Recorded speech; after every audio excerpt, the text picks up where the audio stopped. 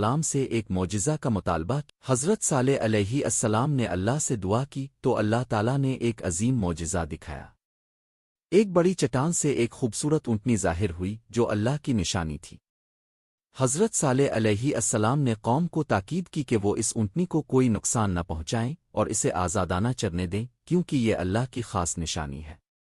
قوم سمود کے چند لوگوں نے اس معجزے کو تسلیم کیا اور ایمان لے آئے، مگر اکثریت نے اپنی سرکشی جاری رکھی اور پھر ایک دن چند بدبختوں نے مل کر اس اونٹنی کو قتل کر دیا۔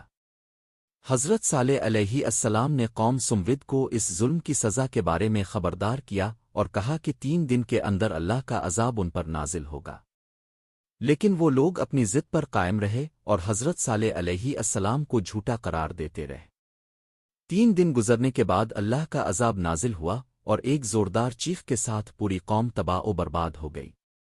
صرف وہ لوگ بچ